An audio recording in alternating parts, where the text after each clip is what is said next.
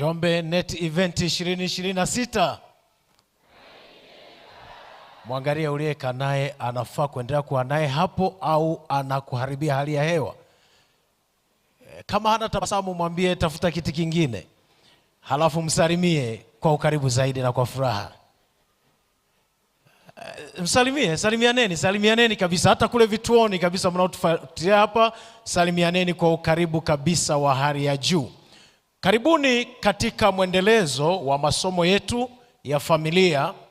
Leo tunakwenda katika somo la pekee sana lenye kichwa kinachosema vipimo vya Mungu kwa wanandoa. Hebu inamisha uso wako tuombe kidogo. Baba mbinguni, muumbaji wa mbingu na nchi, ninakushukuru sana tena kwa wakati huu. Tunatamani kuzungumza habari ya ndoa zetu, ambayo ni taasisi muhimu sana ulioianzisha wewe. Tupatie utulivu wa kuelewa kwa undani katika jina la Yesu Kristo, amen. Mbarikiwe sana mnaotufuatia kutoka katika vituo mbalimbali, kule Rushamba kwa Yusufu Rure, kule Ihanda kwa Musa. Mungu abariki sana.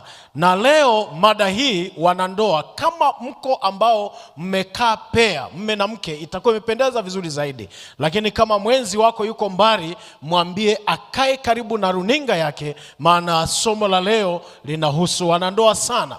Mungu ana vipimo vyake kwa wanandoa. Natamani tusome fungu hili, kitabu kile cha Mwanzo sura ya 2 na ule mstari wa 18. Biblia inasema, Bwana Mungu akasema, si vema mtu huyo awe peke yake, nitamfanyia msaidizi wa kufanana naye. Bwana Mungu akasema, si vema huyo mtu awe peke yake, nitamfanyia msaidizi wa kufanana naye. Mungu alipokuwa amekwisha kuumba kila kitu duniani, wanyama wameumbwa, mimea imeumbwa. Pastor Butoke alitufundisha vizuri namna Mungu alivyoumba kwa ustadi kabisa. Alipokuwa amekwisha kuumba, siku ya 6 akaumba mwanadamu. Nikukumbushe kitu cha pekee mahali hapa.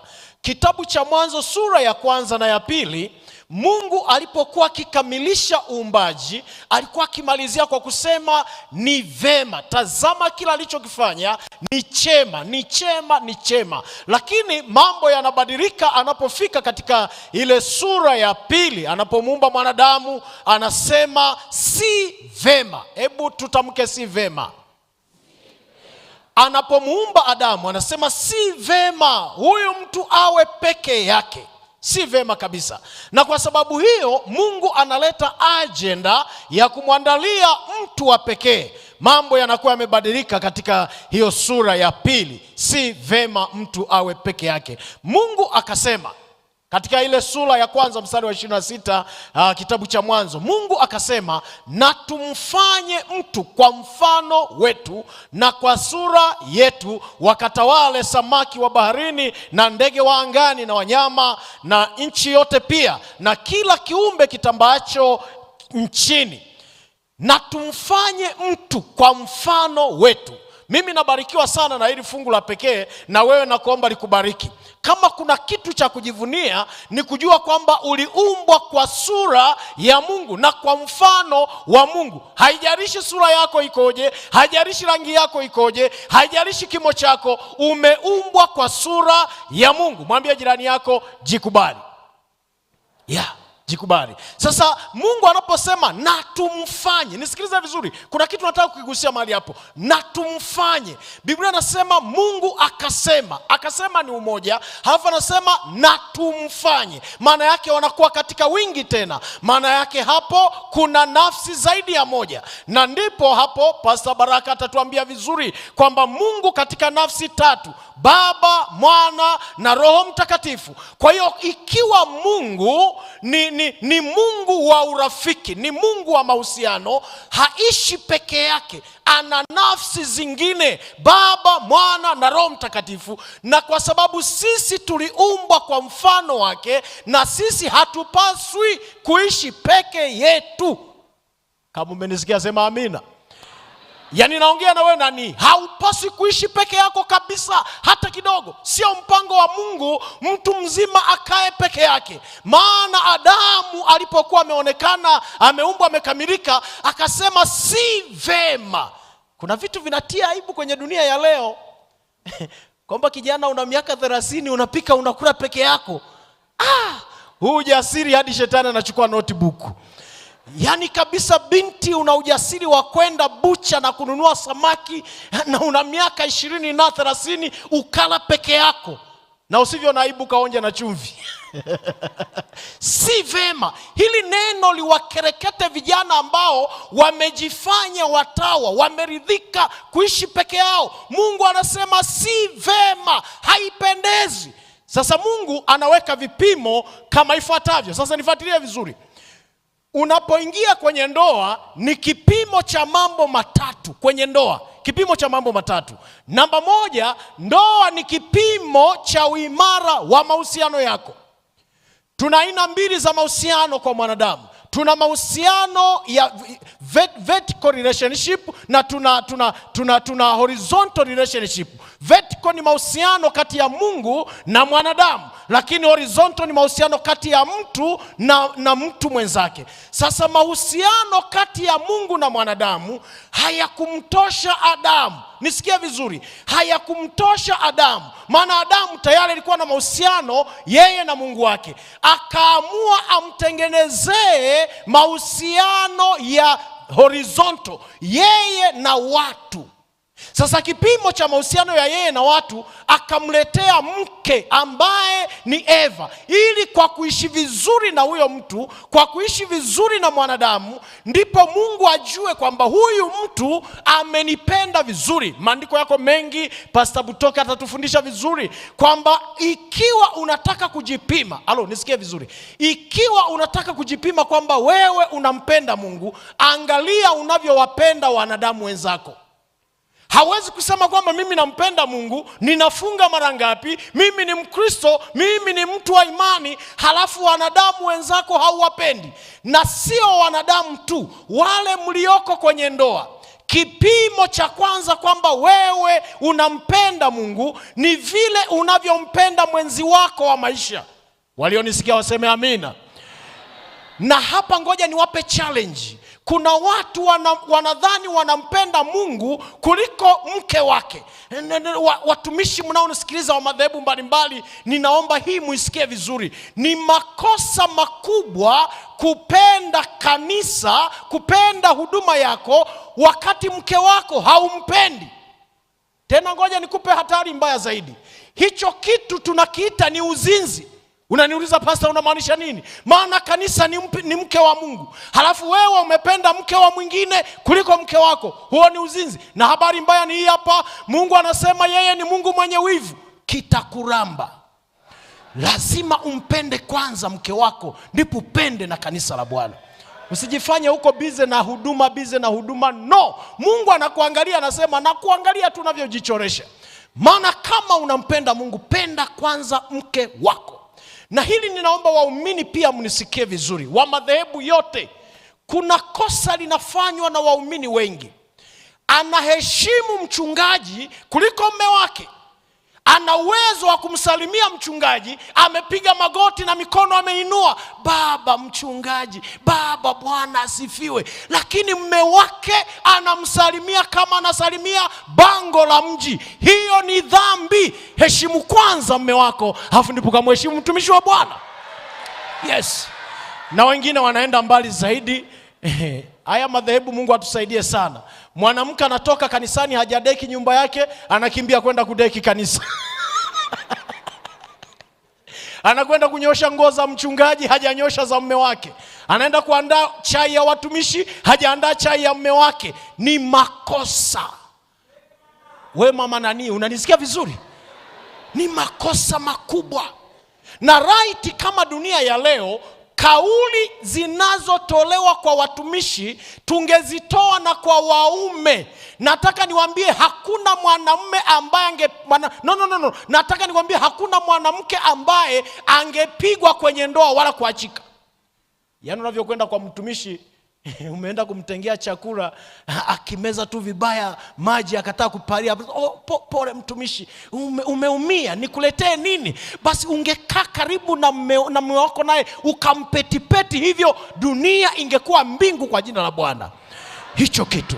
Kwa hiyo sikiliza, ukitaka kumridhisha Mungu kwamba unampenda, ndio utafunga na kuomba, ndio utatoa zaka na sadaka, ndio utaswali mara 5 kwa siku. Lakini sikiliza, kipimo cha kwanza cha kumpenda Mungu, mpende mwenzi wako kwa jina la Bwana. Hicho. Tuna wanaume wengine nao ni pasua kichwa. Kanisani anatoa michango sana. Yaani wakisha sema tu ujenzi ameshatoa. Mimi nondo 10. Ila mke wake akiomba mahitaji hadi akafunge na kuomba. Huyo mwanamume naye Mungu amuokoe kwenye mkutano huu. Kipimo cha pili, sikiliza, kipimo cha pili cha ndoa kinaitwa ukomavu wa akili. Unapopewa ndoa, umepewa kipimo cha ukomavu wa akili. Nataka nikwambie, ushahidi upo. Nimesoma tafiti za vyuo 4 ambavyo naomba nisivimention hapa, na nimesoma maandiko katika Biblia, Agano la Kale na Jipya. Wazazi walipogundua kwamba kijana wetu amekomaa, walimpa ndoa. Kwa hiyo akiaminiwa kwamba amekomaa, anapewa ndoa. Na katika hivyo vyuo vimetafiti vikagundua kwamba walioko kwenye ndoa wanaimarika akili kila itwapo leo. Baba, kwenye ndoa hatuendi kinyumbunyumbu. Yaani unapanga maneno. Umechelewa kwa rafiki yako, unakuja na maneno yaliyopangika. Unajua hili swali utaulizwa, lazima ueleze. Ila mabachara wanarudi nyumbani kinyumbunyumbu, maana hana wa kumuuliza. Kwa hiyo anarudi ufalme ni wa kwake. Ndoa ni kipimo cha ukomavu wa akili. Sikiliza nikwambie, Mithali anasema hivi, sura ya 24 mstari wa 3 anasema, nyumba hujengwa kwa hekima na kwa ufahamu huthibitika. Sasa unasema mchungaji, unamaanisha ni unaposema ndoa ni kipimo cha ukomavu wa akili? Angalia maneno haya 5. Namba 1, ndoa hukufanya uwe na uwezo wa kufanya maamuzi. The ability to decision making. Uwezo wa kufanya maamuzi. Na hapa ndipo ndoa nyingi sana zinaharibikia. Tatizo la muda mfupi unalipa maamuzi ya muda mrefu. Na tatizo la muda mrefu unalipa maamuzi ya muda mfupi. Kwa hiyo kwenye ndoa, chunga sana unavyofanya maamuzi. Ngoja nikupe haka kakisa. Mzee mmoja kwenye makanisa yetu haya alikutana na mzee mwenzake, walikuwa kwenye kazi za kanisa. Yule mzee akamuuliza, wake zao walikuwa wanaleta chakula kule kwenye kazi za kanisa. Sikia vizuri. Sasa mke wake akachelewa kuleta chakula. Akamuuliza jirani, rafiki yangu, mbona wewe mke wako anakuheshimu sana, analeta chakula mapema? Yule mzee akamwambia, nyinyi mnajifanya Wakristo mno. Piga mwanamke ndipo atakapokuheshimu. Yule mzee akatoka pale bila kuchanganya za kwake, akapiga mke wake mpaka akapasua mfuko wa uzazi. Sasa amekamatwa, wakamweka lock up hapo mahabusu miezi michache ili kesi funguliwe. Anaporudi kanisani, wamekaa kumuondoa ushirika. Ndipo anawaambia, kabla mjanifuta ushirika, mfuteni na mzee fulani, ndiye aliyeniambia na yeye huwa anapiga mke wake. Mzee akasema, sikiliza, mke wangu naye ni mtu mzima, muulizeni kama nimewahi hata kumfinya. Mama anasema, wala huyu baba wa watu hana shida. Ndoa nyingi zinavunjwa kwa kukoswa akili. Ukiona watu wameshikana mikono wanakuja kanisani, unasema, oh dadi, na mimi natamani tushikane mikono. Unajua type ya mume uliye naye? Umeona? Tena ngoja, katikati ya juma hili nitazungumzia habari za runinga. Watu wanaangalia kwenye runinga, watu wanakula kuku kwa uma na visu, wanabebana mgongoni. Halafu anasema, aha, sasa sikiliza, na mimi baba fulani naomba unibebe. Mkuria kubebe. Wakuria ni watani wangu. Nataka kubebwa. Kwa hiyo chunga matatizo unavyoyasolve. Namba 2, ndoa inakukomaza akili kwa sababu inadhibiti mihemuko. Nisikia vizuri. Muhemuko kwenye ndoa unatulizwa. Ukiingia kwenye ndoa na mihemuko hautoboi. Anakuudhi lakini bado ni mwenzi wako. Wamama mlioko hapa mtanielewa sana. Una kisirani naye lakini bado unamwambia, baba fulani karibu maji ya kuoga. Hata kama umenuna lakini maji umepeleka. Na hakuna chakula utapeleka. Chote, chakula cha aina zote utapeleka. Na maanisha cha asubuhi, mchana na jioni. Usiwahi ambako sijafika. Kwa hiyo unatuliza mihemuko kwenye ndoa. Namba 3, Kwenye ndoa unapata uwezo wa kuishi kwa ajili ya mtu mwingine. Tunaishi kwa ajili ya mwingine kwenye ndoa. Lakini namba 4, kwenye ndoa inakupa uwezo wa kutunza maagano. The capacity for covenant keeping. Sasa vijana, hii nao muisikilize. Nikisema maagano, simaanishi yale mliosimama kanisani mkasema utamtunza katika shida na raha. Sikiliza, maagano hayaishi yale tu tuliofunga tukiwa chini ya mapadiri, chini ya wachungaji, chini ya mashehe. Maagano ni pamoja na yale mliofunga chini ya mwembe usiku. Wewe jichanganye tu. We mwambie, ukinikubali Dina, mimi nataka nikwambie kwangu hautapika kwa mkaa, ni mwendo wa jiko la umeme. Ni maagano, maana Bwana ameyaona. Maagano ni pamoja na yale unayoyafunga ukiwa kwenye chumba chako, kwenye simu. Unajua mimi Bwana ukija kwangu hata kukutukana sitakutukana. Nitakuwa nalala chini unanikanyaga badala ya kapeti. Tunza maagano na uhakikishe unatimiza kwa jina la Bwana. Tunza maagano. Kwa hiyo kwenye ndoa tunakumbushwa kutunza maagano, maana ndoa ni maagano. Lakini namba 5 na mwisho, ndoa inatukomaza kwa kutupatia busara za matumizi ya mali. Kwenye ndoa hatutumii ovyo ovyo hela. Vijana ndio ambao wanaweza wakapita hapa amemaliza kula, anapita hapa ananunua karanga, ananunua mua. Hao ni vijana. Na nikikutana na mwanandoa anayekula ovyo, ninamshangaa, huyu anaishi bila malengo. Tumekunywa chai wote hapa, alafu dakika 3 alafu natafuna tena majojo. Wewe uliolewa au ulioa kabla muda haujafika. Tulio kwenye ndoa tuna balance. Hata shilingi 50 tunaithamini. Mbonyeze jirani yako, mwambie pastor endelee au aishe mahali hapo. Bwana kubariki. Kwa hiyo tunapewa busara ya kutunza pesa. Tunaogopa kutumia pesa, maana tutaulizwa maswali. Mwisho, kipimo cha mwisho cha ndoa ni uaminifu. Sikia habari hii. Katika kile kitabu cha Malaki sura ya 2 mstari wa 14 anasema, lakini ninyi mwasema ni kwa sababu gani? Ni kwa sababu Bwana amekuwa shahidi kati ya wewe na mke wa ujana wako, uliyemtenda mambo ya hiana, ingawa yeye ni mwenzako na mke wa agano lako. Bwana anatazama uaminifu wako. Wewe una katoto kule nje ambako mke wako hajui, unatuma mahitaji kimya kimya bila yeye kujua. Bwana anayaona hayo yote. Wewe si unamwambia nimeenda semina Dar es Salaam, kumbe uko hapa tu hoteli moja na umeweka mtu. Bwana anakuangalia. Uaminifu. Nataka niwaambie wapendwa, ndoa bila uaminifu hauwezi kutoboa.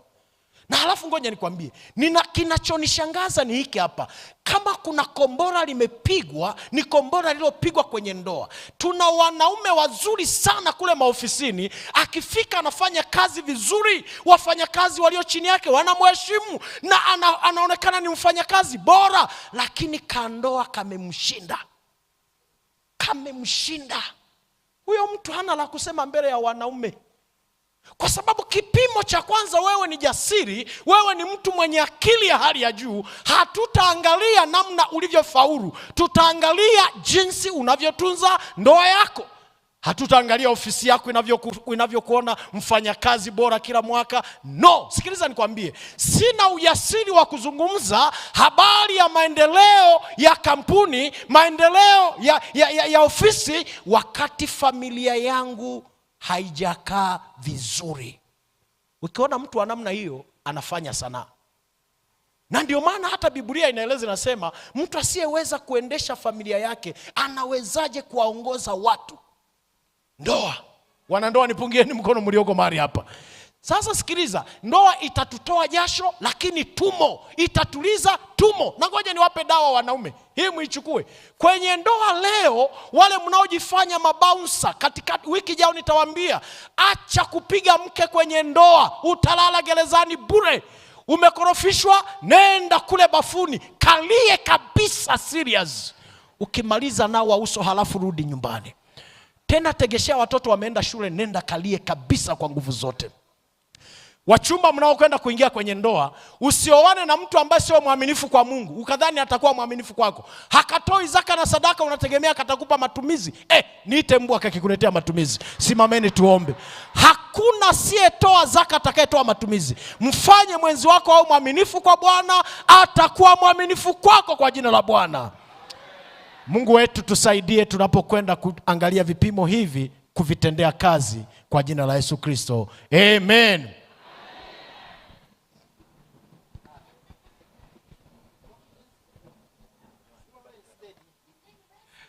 Njombe Net Event 2026. Tumaini